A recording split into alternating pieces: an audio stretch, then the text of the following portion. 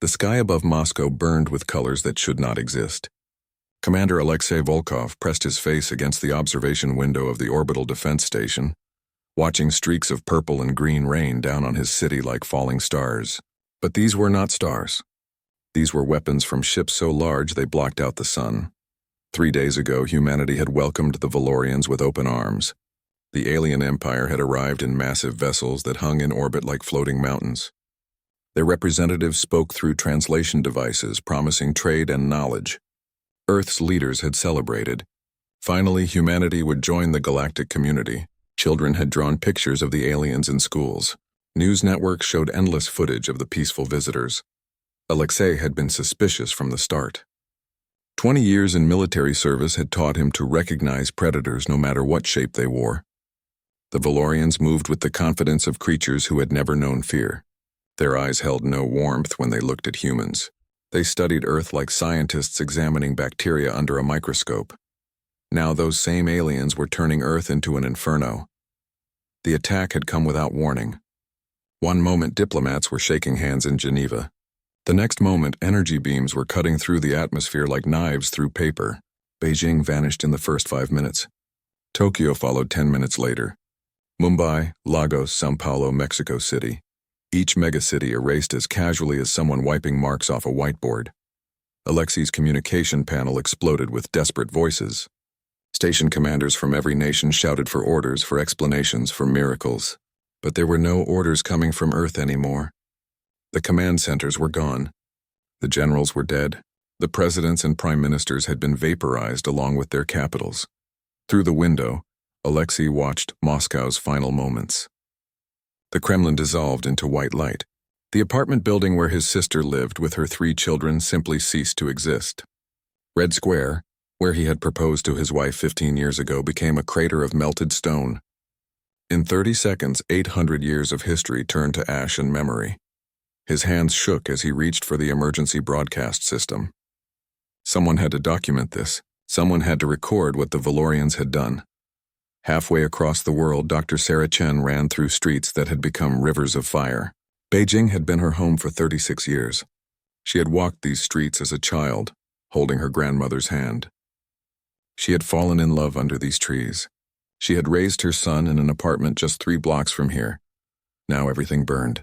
The attack had caught her at the research institute on the city's edge. She had been reviewing genetic data when the windows exploded inward. Her colleagues had died instantly, crushed by falling concrete or burned by the thermal pulse. Sarah had survived only because she had been in the basement archive, protected by 6 floors of reinforced building. She had climbed out into a nightmare. The entire horizon glowed orange and red. Buildings that had stood for centuries were now skeletal frames wreathed in flame. The air itself seemed to burn, searing her lungs with each breath. Bodies lay everywhere, so many that Sarah had stopped seeing them as people. Her mind could not process the scale of death. Millions of people had lived in this city this morning. Now she could not see a single living soul besides herself. Sarah stumbled over rubble, her mind locked on a single thought. Her son, her 15-year-old boy who had been at school on the other side of the city. She had to find him. She had to reach the school. Maybe the building had survived. Maybe he had gotten to safety. Deep down, she knew the truth. Nobody in central Beijing had survived. But the human mind protects itself with hope. Even when hope is a lie, she walked through hell calling her son's name. In Montana, John Morrison stood in his wheat field and watched the world end on the horizon. The old Marine had moved to this remote ranch after his last tour, seeking peace in the empty spaces. He had found it for 7 years. Now that peace died as mushroom clouds rose above Denver, 200 miles to the south, John had spent 20 years learning to kill people efficiently. Iraq, Afghanistan, Syria. He had seen what humans could do to each other. But this was different. This was not war. This was extermination. His satellite phone still worked. He called his daughter in California, but the number just rang. He tried his son in New York, nothing. The news channels showed the same scenes over and over. Cities burning, crowds of refugees fleeing, only to be caught by the next wave of attacks. Aerial footage of blast zones so large they looked like photographs from another planet. The Valorian broadcast began at sunset. Every screen on Earth showed the same image, A tall alien in ornate armor speaking in perfectly translated English. "Humans of Earth," the alien said, his voice calm and pleasant. "Your planet has been selected for integration into the Valorian Galactic Empire. The cleansing you have witnessed was necessary to reduce your population to manageable levels. 6 billion of you have been removed. This is standard procedure. The remaining survivors will be relocated to designated zones where you will serve the Empire as laborers and subjects. Resistance is pointless. Accept your new role with dignity." The alien smiled, showing too many teeth. "You have 1 week to surrender all weapons and prepare for processing. Any violence against Valorian personnel will result in the complete sterilization of your species. We have done this to 47 other planets. You are not special. You are not important. You are property of the Empire now." The broadcast ended. John stood in the growing darkness, his hands clenched into fists.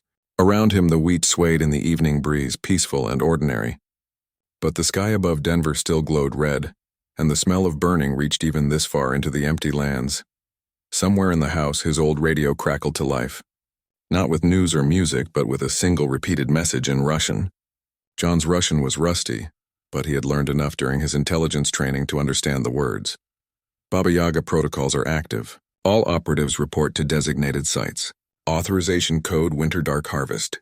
The grandmother awakens. John felt ice slide down his spine. He had heard rumors about Baba Yaga during his time in special operations. Whispers shared over drinks in dark bars. Stories about a program so classified that even admitting you knew the name could end your career. A project that turned people into something beyond human, beyond soldier, beyond anything the world had seen before.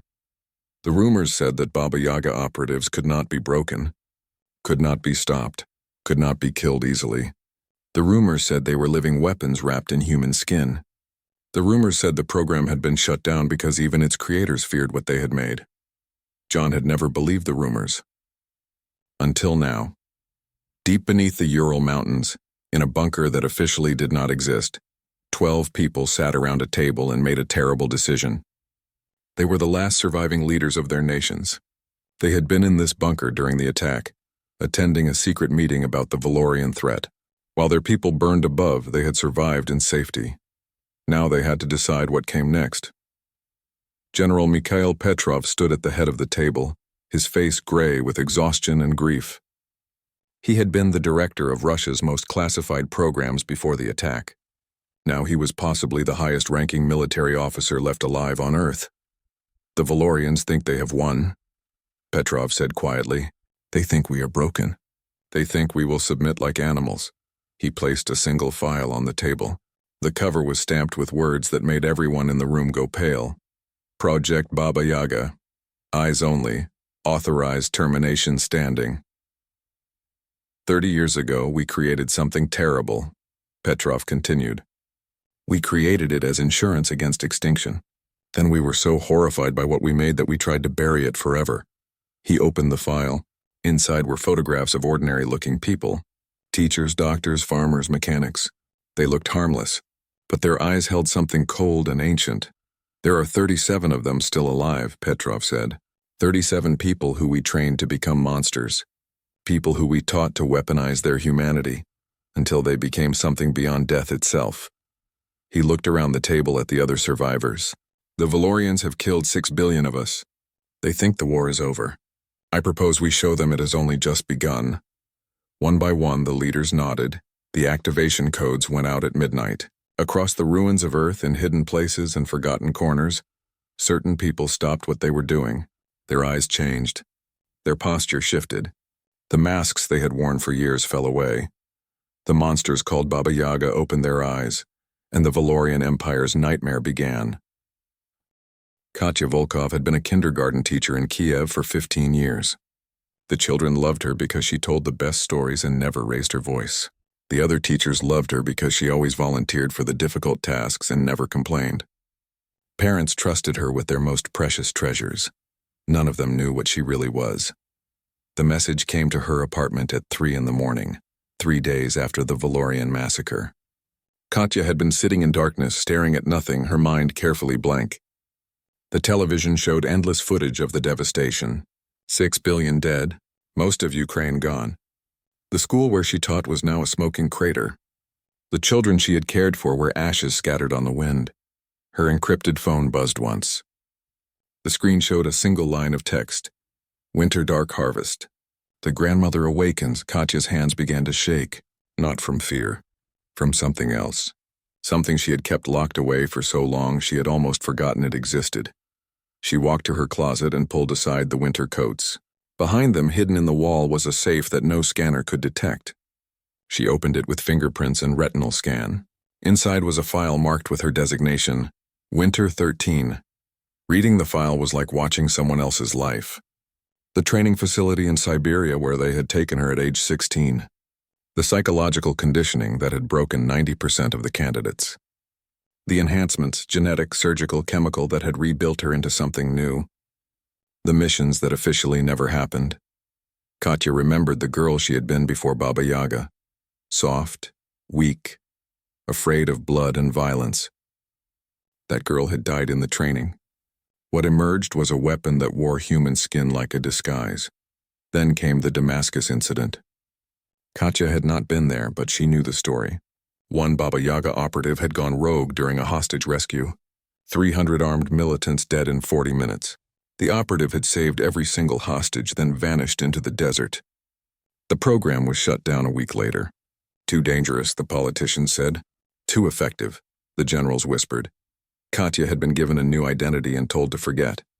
For 15 years, she had pretended to be normal. She had taught children their letters and numbers. She had dated occasionally, though never seriously. She had lived a small, quiet life. Now that life was over. She stripped off her pajamas and looked at herself in the mirror. The scars from the surgeries had faded, but were still visible if you knew where to look. Enhanced muscle density that made her stronger than any natural human. Modified nervous system that let her process information 3 times faster than normal. Altered pain receptors that turned agony into useful data. Katya pulled on black tactical clothing from the safe. The fabric felt familiar, like meeting an old friend. She assembled the weapons with practiced ease. A rifle that broke down into innocuous parts. A pistol modified for her specific hand size. Knives made from materials that did not show up on scanners.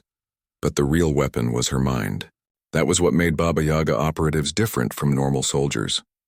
The training had rewired their psychology until fear, hesitation, and mercy became tools they could turn on and off at will.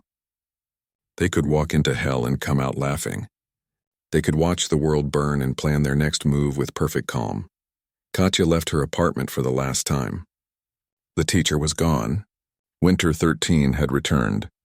The designated meeting point was a farm 300 kilometers north of Kiev.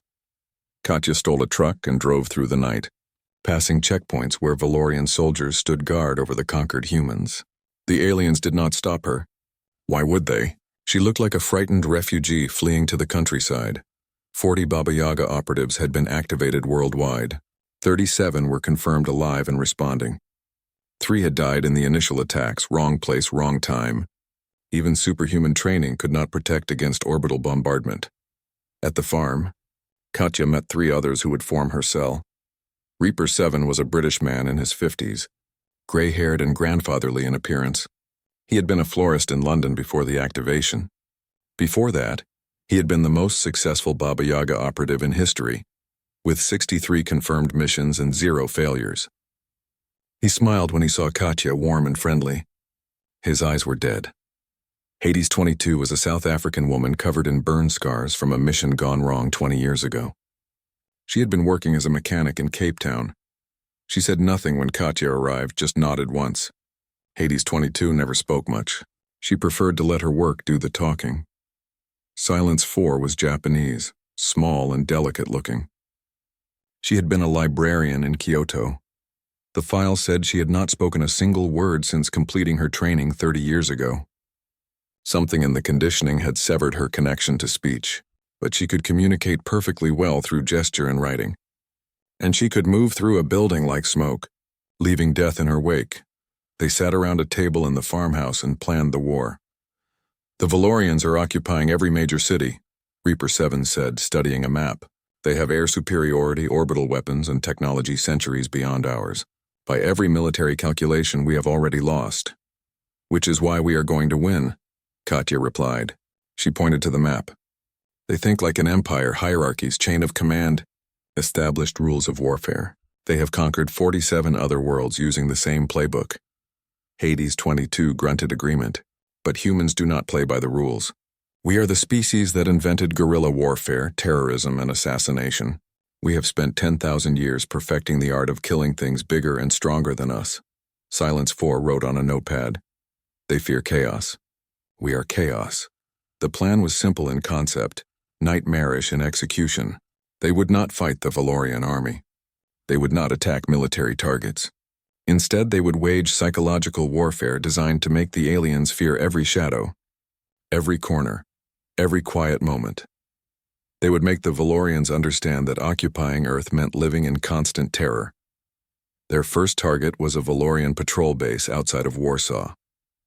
50 alien soldiers stationed in an old factory, controlling the surrounding territory. The base was heavily defended, surrounded by automated weapons and sensors. A normal attack would have failed. But Baba Yaga operatives were not normal. Katya spent 3 days watching the base, learning the patterns. Valorians were creatures of habit. Their patrols followed precise schedules. Their guard rotations happened at exact times. They trusted their technology to protect them. On the 4th night, Silence 4 disabled the sensors using a technique that looked like random equipment failure. Hades 22 created a diversion at the front gate, a small explosion that made the aliens think they were under attack from the main road. While the Valorians rushed to defend against the fake threat, Katya and Reaper 7 entered through the sewers. What happened next took 18 minutes. Katya moved through the base like a ghost. The Valorians were larger than humans, stronger and more durable. But they were slow. Their evolution had made them powerful, but had not prepared them for something small and fast that struck from unexpected angles. She killed the first guard before he could raise his weapon. The second died trying to understand what was happening. The third managed to activate an alarm, but by then it was too late. Reaper 7 took the command center, his elderly appearance hiding reflexes faster than a striking snake. He moved like death in slow motion, each action economical and precise. The Valorian officers died at their posts, still trying to understand what was attacking them. Hades 22 and Silence 4 sealed the exits. Anyone who tried to escape found death waiting in the darkness. When it was over, all 50 Valorians were dead. Not a single human had been injured. The base was intact. The weapons were undamaged.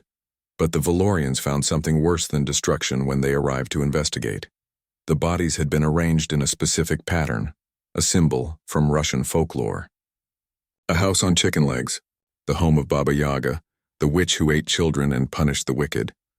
On the wall, written in Valorian bioluminescent blood, was a message in their own language. You killed our children. Now meet the grandmother. The message was sent throughout the Valorian occupation forces, and for the first time since arriving at Earth, the aliens felt something they had not experienced in centuries of conquest. Fear. High Prefect Zaxthor stood in the ruined base and studied the scene. He was a veteran of 30 campaigns, a warrior who had brought entire civilizations to heel. He had seen every form of resistance, every type of insurgency. He knew how to crush rebellions, but this was different. What are we dealing with? His second-in-command asked nervously. Zaxthor picked up one of the human knives left behind. Simple steel, nothing special. But the way it had been used showed a level of skill that should not be possible for primitives. I do not know, he admitted, but we need to find out quickly. Across the planet, other Baba Yaga cells were activating. In North America, John Morrison joined a team led by a former CIA operative called Ghost 9. In South America, operatives who had been living as farmers and teachers became hunters. In Asia, in Africa, in Australia, everywhere the Valorians had soldiers, Baba Yaga was waiting. The aliens had killed 6 billion humans thinking it would break the species. Instead, they had awakened something that should have stayed sleeping. Katya sat in the farmhouse after the mission, cleaning her weapons. The Valorian occupation of Earth had been running smoothly for 2 months. High Prefect Zaxthor reviewed the reports with satisfaction. Humans were being processed into labor camps. The surviving cities were under control. Resistance was minimal, just scattered groups of primitives with primitive weapons. Then the disappearances began. First, It was a patrol in Germany. 6 soldiers left their checkpoint to investigate a disturbance. They never returned. Search teams found their bodies arranged in a circle around a symbol drawn in the dirt. The same symbol that had appeared at the Warsaw base. Then a supply convoy in Brazil vanished. 20 vehicles, 60 soldiers gone without a trace. When they were found 3 days later, the vehicles were empty. The soldiers had been buried alive in the jungle, only their heads visible above the ground. By the time rescue arrived, the local insects had done their work. An outpost in India reported seeing ghosts, human figures that appeared and vanished, always at the edge of vision. The commander dismissed it as stress. A week later, every Valorian in that outpost was dead, killed by poison in their water supply. The humans responsible were never found. Saxthor studied the growing list of incidents with increasing concern. This was not random violence. This was coordinated, professional, and deeply unsettling. Whoever was doing this understood psychological warfare at a level that should not be possible for a species that had barely reached their own moon. He assigned his best officer, Sub-Commander Thelvor, to investigate. Thelvor was a hunter by nature and training. His species, the Koresh, were evolved predators who could track prey across entire star systems. If these human terrorists had a pattern, he would find it. What Thelvor discovered terrified him. Katya's cell moved like shadows across Eastern Europe. They struck Valorian positions with surgical precision, always choosing targets that maximize psychological impact while minimizing actual strategic value. A warehouse here, a checkpoint there, a command post in the middle of occupied territory. The Valorians never knew where they would strike next. More importantly, they never understood how the humans were doing it. In Prague, Katya walked into a Valorian administrative building disguised as a human collaborator. The aliens had started using human traders to manage the local population. Katya had studied the real collaborator for a week, learning her mannerisms and speech patterns. The replacement was seamless. She spent 6 hours working in the building, sorting files and translating documents. She smiled at the Valorian officers. She brought them beverages. She was helpful and forgettable. During those 6 hours, she memorized the entire building layout, identified the security weaknesses, and planted 7 small devices in strategic locations. When she left at the end of her shift, she was just another human worker heading home. The devices activated at midnight. Not bombs, Katya was subtler than that. Each device released a hallucinogenic gas that was harmless to humans, but devastating to Valorian neurology. The aliens in the building began experiencing vivid hallucinations of their victims. They saw the faces of the humans they had killed during the invasion. They heard the screams of children burning in orbital strikes. They felt phantom hands grabbing at them in the darkness.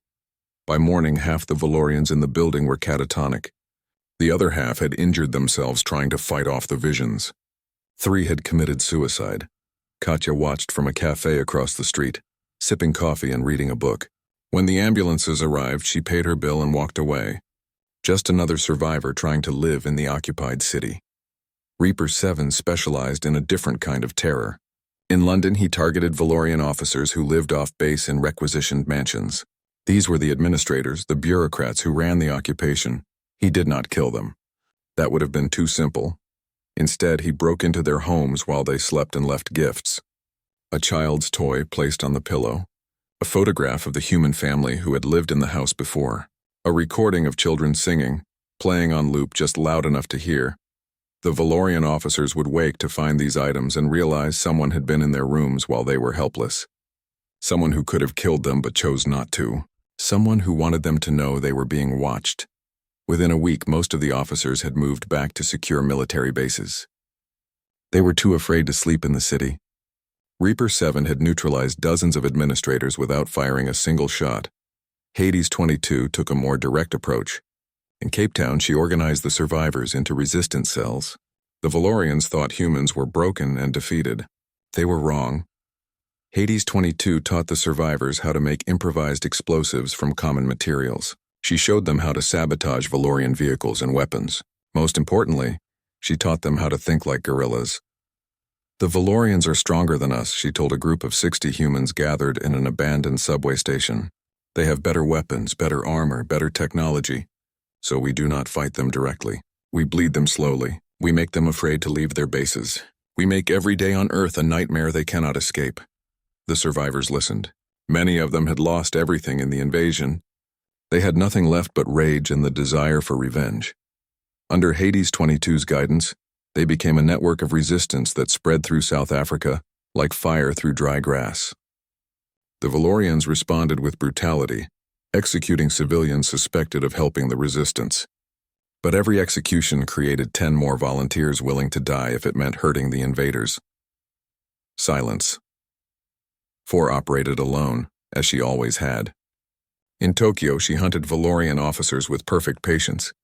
She would follow a target for days, learning their routines, understanding their psychology. Then she would strike. A Valorian colonel died in his quarters, killed with such precision that the medical examination could not determine the cause of death. His heart had simply stopped, as if convinced to quit beating. A logistics officer vanished from a crowded street in broad daylight. He was found a week later, alive but broken, unable to speak or move. Something had damaged his nervous system in ways the Valorian doctors could not explain. A propaganda director began receiving letters written in perfect Valorian script. Each letter described in detail the locations of his family members back on the Valorian homeworld. The director requested immediate transfer off Earth and never returned. Silence 4 never left evidence, never made mistakes. She was a ghost that the Valorians could sense but never see. Across the planet, similar stories multiplied.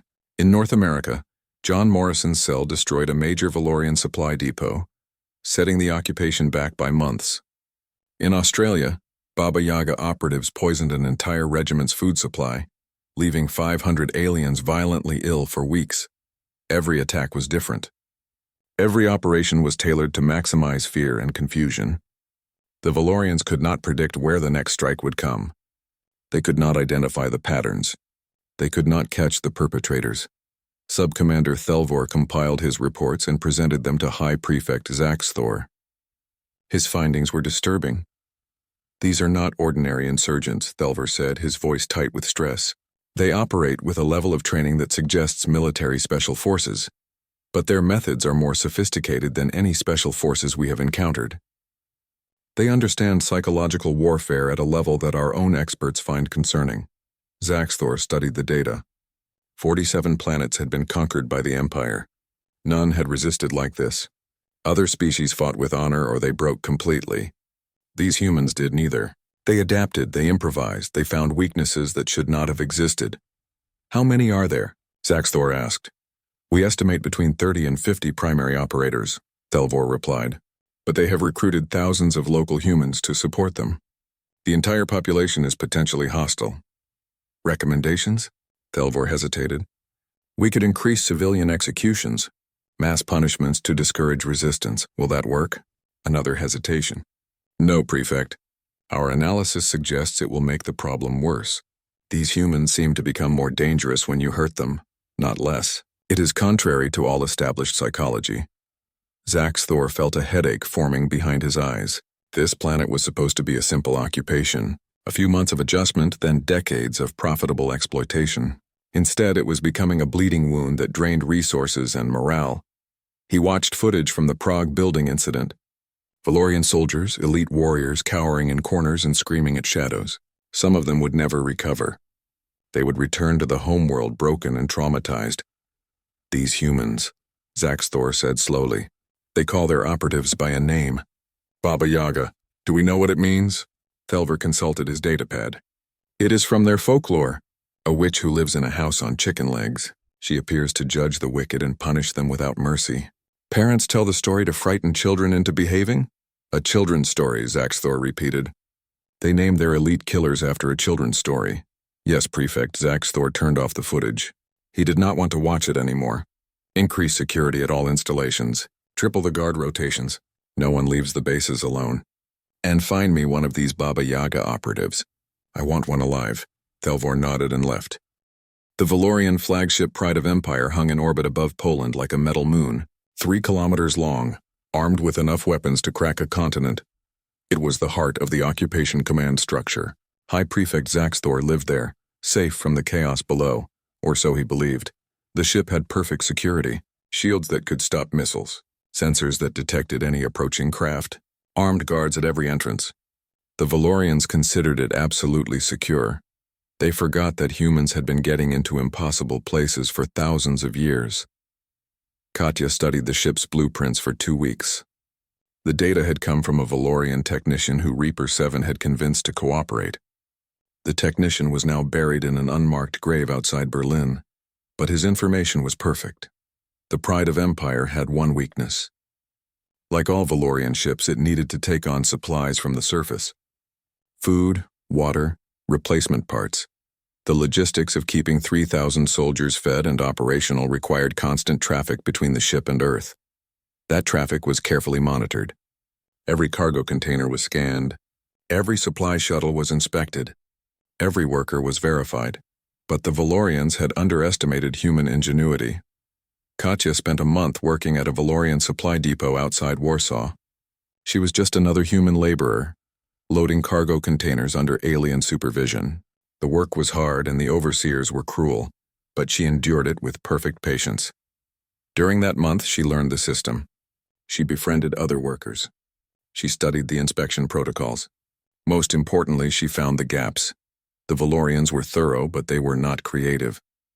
Their inspections followed a checklist. If a container matched the expected specifications, it passed.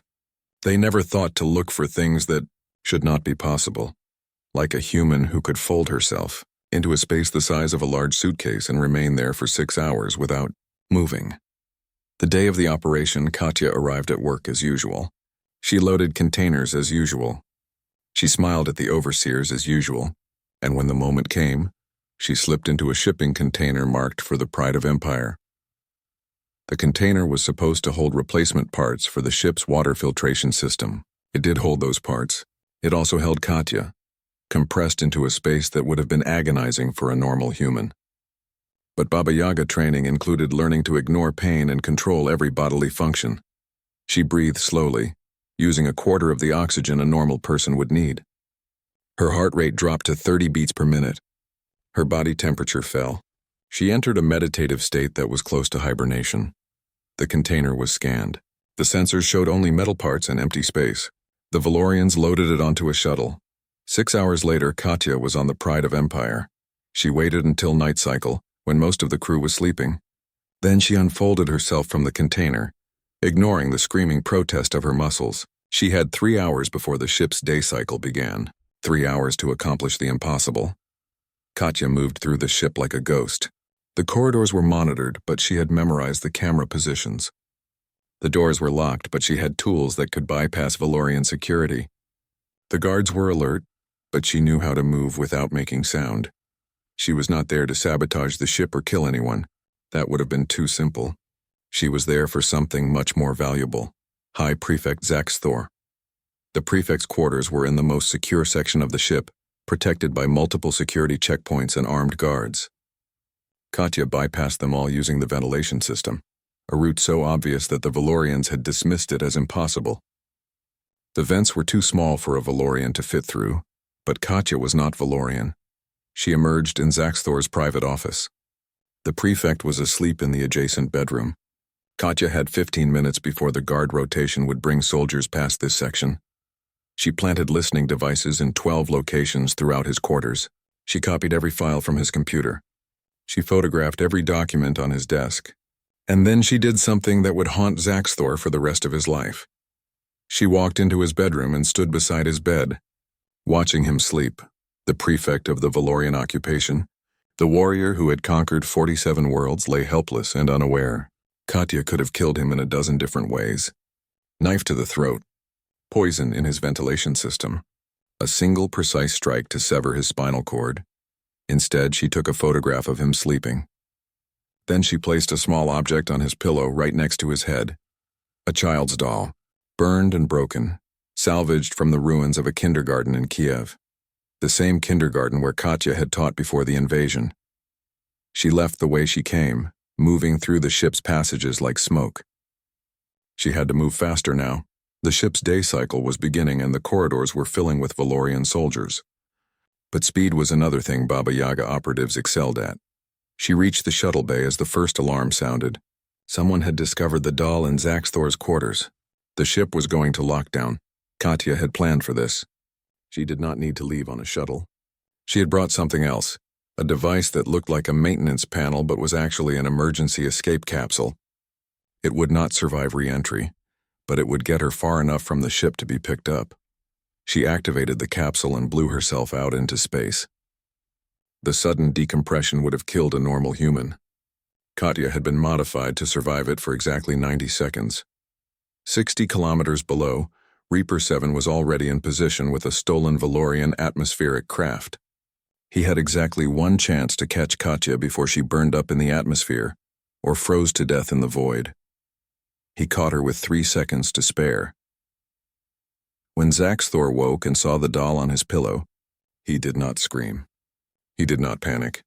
He simply stared at it, understanding slowly blooming in his mind. Someone had been in his quarters, on his ship, in his private bedroom, while he slept. Someone could have killed him but chose not to. The security team searched the entire ship. They found nothing except evidence of a single human presence that had moved through their most secure facility, like it was not there at all. The files Zaxthor had thought were private had been copied. The conversations he believed were secure had been recorded. His most sensitive information was now in human hands, but worse than any of that was the photograph they found in his computer system. An image uploaded remotely during the night. The photograph showed him sleeping, helpless, vulnerable. Beneath the image was a message in perfect Valorian script. "You killed our children. Now you know how it feels to be helpless. Leave Earth, or next time we will not be merciful."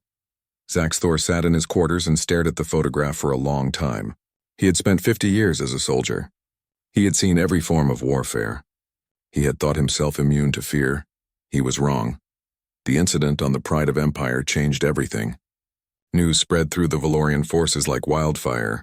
If their supreme commander was not safe on his own flagship, no one was safe anywhere.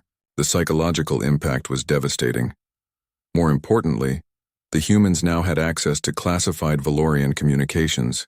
They knew troop movements, supply schedules, and strategic plans. Every advantage the Empire had possessed was compromised, but the Baba Yaga operatives were not finished. They took the information they had stolen and uploaded it to the Galactic network. The entire galaxy could now see detailed reports of the massacre of Earth. Images of children burning in orbital strikes. Orders showing that the cleansing had been planned months in advance.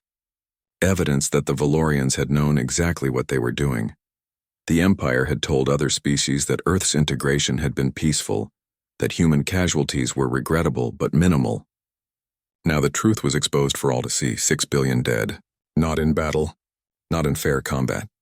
Murdered from orbit by an empire that saw them as insects to be exterminated. The galactic reaction was swift. Species that had been conquered by the Valorians began to whisper about resistance. The Empire's carefully maintained image as benevolent rulers shattered. Diplomatic relationships fractured. And everywhere people asked the same question: if the humans could resist, why couldn't they? On Earth, civilian resistance grew bolder. Inspired by the Baba Yaga operatives, normal humans began their own campaigns of sabotage and harassment. They were not trained killers, but they were angry and desperate and willing to take risks. The Valorians responded with mass executions, killing 100 humans for every soldier who died. But this only made the problem worse. Every execution created more volunteers for the resistance. Every act of brutality hardened human resolve. The occupation that was supposed to last months was entering its 6th month with no end in sight. The Valorians were losing soldiers faster than they could replace them. Supply lines were constantly disrupted. Officers were requesting transfers off-world.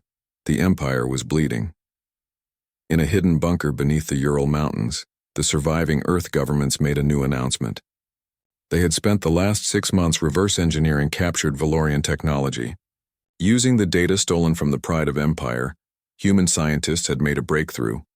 Earth would have functional faster-than-light weapons within 3 months. The war was about to become interstellar.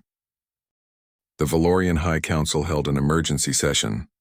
12 species, representatives of hundreds of worlds, debated the future of the Earth occupation.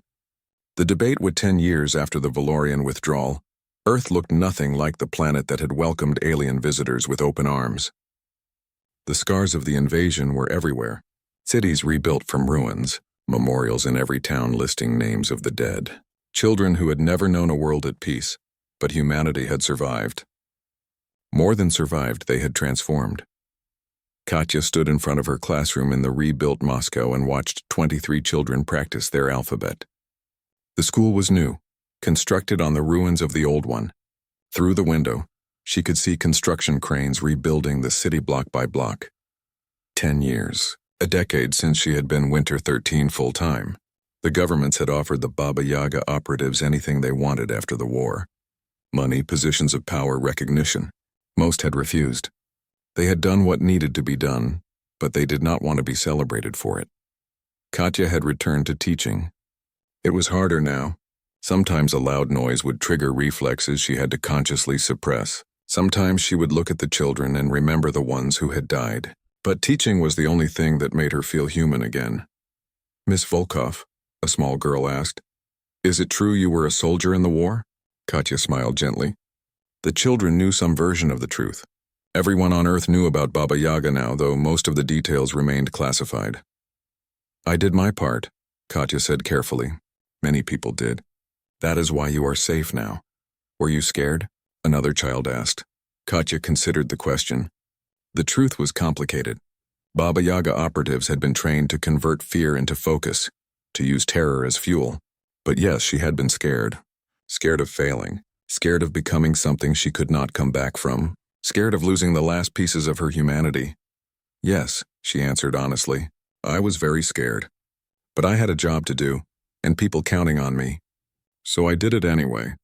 That is what courage is. Being afraid but doing what needs to be done." The children seemed satisfied with this answer. They returned to their lessons. After class, Katya attended a meeting with the other surviving Baba Yaga operatives. Of the 37 who had been activated, 29 had survived the war. They gathered twice a year, a support group for people who shared experiences no one else could understand. Reaper 7 was there, looking even more grandfatherly now. He had fully retired and spent his time gardening and writing memoirs that would never be published. Hades 22 had become an advisor to the new United Earth Defense Force, training soldiers in unconventional warfare. Silence 4 still did not speak, but she had returned to her library work and seemed at peace. John Morrison attended via video link from Montana. He had rebuilt his ranch and now bred horses. He rarely talked about the war, but everyone who knew him could see the weight he carried. They shared updates, told stories, and remembered the ones who had not made it. Ghost 9 had died 3 years after the war, suicide. 2 others had simply vanished, unable to readjust to peacetime.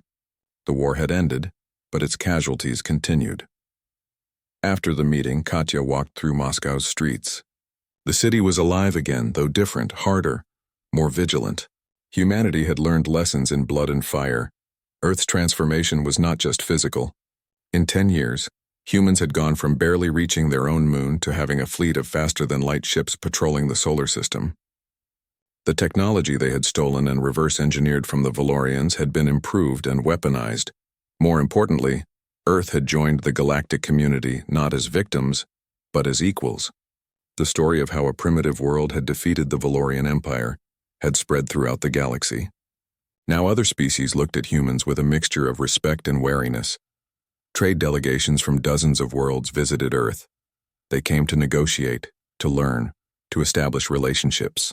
But they also came to see for themselves the species that had done the impossible, and they learned quickly that humans were not to be trifled with. A year after the Valorian withdrawal, a pirate fleet had tried to raid Earth's orbital stations. They had been destroyed so quickly and thoroughly that other criminal organizations added Earth to their list of forbidden targets. The message was clear. Humanity had been pushed to the edge of extinction once. They would never let it happen again. Earth's military had become something unique in the galaxy. While other species built larger ships and bigger weapons, humans focused on adaptability and asymmetric tactics. They trained every soldier in guerrilla warfare. They studied the psychology of dozens of alien species, learning their weaknesses and fears. The galaxy learned a new phrase: "Don't make the humans angry." It was half joke, half serious warning. Because everyone had seen what happened when you pushed humanity too far. The Valorian Empire itself had changed. The humiliation of Earth had triggered reforms within their government. The species that had advocated for the Earth invasion had lost influence. New leaders emerged advocating for a less aggressive expansion policy. High Prefect Zaxthor had retired in disgrace, but his warnings about humanity had been taken seriously. The Empire officially apologized for the invasion, words that meant little to the 6 billion dead, but which represented a shift in galactic politics. Some Valorian soldiers who had fought on Earth developed what their doctors called Earth syndrome, a form of trauma specific to that campaign. They suffered nightmares about shadows that moved, about being watched by invisible eyes, about the feeling of helplessness as their strongest warriors were picked apart by enemies they never saw coming. The galaxy's perspective on humanity had fundamentally shifted. Before the invasion, humans were curiosities, primitives who had barely left their planet. After the war, they were recognized as dangerous, resourceful, and not to be underestimated. But the victory had come at a terrible price. 6 billion dead was a wound that would take generations to heal. Earth's population would not recover for 100 years. Entire cultures had been erased, languages lost, histories destroyed. Survivors carried the trauma in different ways. Some threw themselves into rebuilding, others could never escape the memories. Mental health services were overwhelmed with cases of depression, anxiety, and survivors' guilt. The survivors asked themselves, "Why did I live when so many died? What makes me special? What makes me deserving?" There were no good answers to these questions. On the day of the 10th anniversary of the invasion, Earth held a moment of silence. At exactly the time the first Valorian bombardment had struck Beijing, every human stopped what they were doing for 6 minutes, 1 second for every million dead. Katya stood in her classroom with her students. The children were quiet, understanding that this was important even if they had not lived through the invasion themselves. They had been taught about it in school. They had heard the stories. They knew the numbers, but numbers could not capture what had been lost. The grandmother who would never tell another story. The father who would never see his daughter's wedding. The child who would never grow up to discover their dreams. Each of the 6 billion had been a person with hopes and fears and people who loved them. After the moment of silence ended, Katya resumed the lesson. Life continued because it had to. The dead were gone, but the living still needed to build a future. That evening there was a ceremony at the Kremlin. Leaders from around Earth and representatives from allied alien species gathered to remember and to reaffirm their commitment to peace and mutual defense. The Baba Yaga operatives were invited as guests of honor. Most declined, uncomfortable with the attention. But Katya attended wearing a simple dress rather than a uniform. She was not there as Winter 13. She was there as a teacher who had done what was necessary and now wanted only to be left in peace. During the reception, a Valorian ambassador approached her. He was young, part of the new generation that had not participated in the invasion. He bowed deeply, a gesture of respect in his culture. "Miss Volkov," he said in careful English, "my government asked me to express our continued regret for the actions of the previous administration. What was done to your people was wrong. We hope that someday humans and Valorians can build a better relationship." Katya studied him. She could kill him in a dozen different ways, even here in this crowded room. The training never went away, but she had chosen to be a teacher, not a killer. "Tell your government this," she said quietly. "We do not forget. We do not forgive the 6 billion, but we are willing to move forward, for the sake of those who survived and those yet to be born. Just remember that we know how to fight and we know how to win. Make sure your leaders remember that too." The ambassador nodded solemnly. "They remember, Miss Volkov. The entire empire remembers. Earth is sacred ground now, not in worship but in warning. A reminder of what happens when we act without conscience." After he left, Reaper 7 joined Katya at the window. Together they looked out over the rebuilt city, lights shining in the Moscow darkness. "Do you think they truly learned?" he asked. "Some of them," Katya replied. "Enough of them, maybe. And if they forget, we will remind them." Reaper 7 smiled slightly. "We are getting old, Winter 13. The next generation will have to carry the burden. Then we will teach them, not to be killers, but to be ready." The tour